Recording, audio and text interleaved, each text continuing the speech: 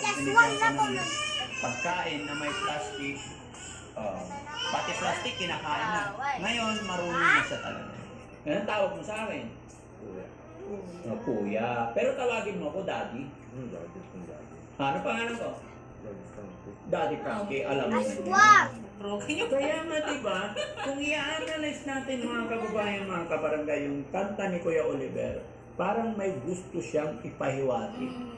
Hindi, ano't-ano man ang pinagdadaanan, ano't-ano man ang sinapit ng taong to, ano't-ano man sinapit ng kapatid natin, Nauda sila aso. alam ko, hindi niya yan ginusto. Ang pera ni Kuya Oliver ngayon, 125,000 na. Kaya na sinabi ko, hindi ko pa po yan ginagalaw, Kasi hindi ko po 1.2 yan lang yun, diba? ginabawasan. May pinadagdag na 5,000. So, 1.2. Yung mga ano yan, pampalatan. Sino yan? Si kamukha ni Dada. Oh, patingin mo ni Dada ang kamukha niya. Ha? Ay, kumusta? Pare, magandang hapon. Tingin ako sa Pasyal kayo. Mga pala, dahil natin sa ating mga alaga. Ay, nakaka-touch naman. Salamat, salamat. Anong sinakyan nyo? May sasakyan kami dyan. Okay. Napasya lang para makita naman yung ano. Ang galing. Ay, Jelay. Kumusta? Si Bawaw to na. Ito, kasama may si anak ko, si Mama, si Jamila, at si Ma'am Joy.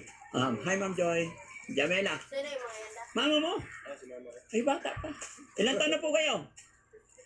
52. Parang 51 pa lang. Kumusta ang biyahe nyo? Okay lang. Malapit lang naman. Oo.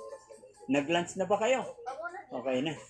So yun mga kababayan, mga kabarangay, although hindi na ako masyadong nagtaka kasi nag-message si Ballpoint man sa akin na dadalawin daw niya at gusto niyang malaman at makita yung kalagayan ni Kuya Oliver ngayon.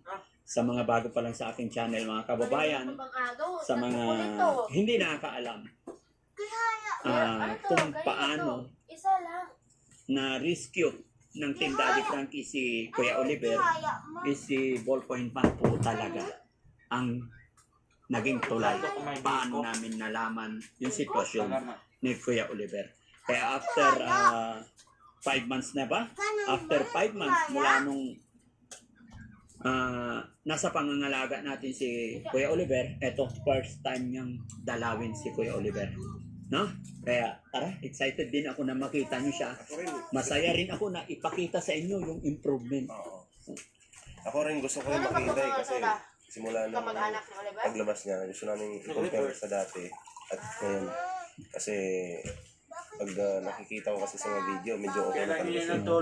So, Nag-abala pa kayo? okay na, okay na. Marami na pagkain dito eh. Pero thank you pa rin. Tara, samahan ko kayo. Ay, yung iba natin beneficiary, andun sila. Si, kita nyo? Hi! Kuya JR! Kuya Junjun, hi! Ayan. Dito kasi ang tambayan nila paghapon. Ayan, dito tambayan nila. Maluwag na kasi yung tambayan Pwede namin. dito kasi makikita mo yung mga puno. Oo. Tapos na yung ano, Oo. matapos na rin yung shelter nila, matatapos. Ayan, malapit na. Siguro 1 month na lang. Tara, tuloy tayo. Nakakatuwa mga kababayan. May bisita si Kuya Oliver. Tignan natin. Dito siya sa taas. So mukhang mas maraming Tara fan po. si Oliver. Sunod Lahat kayo. ng Ang pinakakawawa. Pasensya na sa hadlan ko. Medyo Lahat ng madumi pa. rescue siya yung pinakano. Ha? Ay, Kuya Jesse, dito na Kasi sila. halos sila lahat na sa vlog eh. Siya yung pinakakawawa. Di ba yung pinanood natin?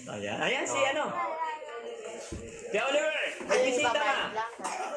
Mga photo, pero okay. Yan, dami mong bisita, oh. Kilala mo?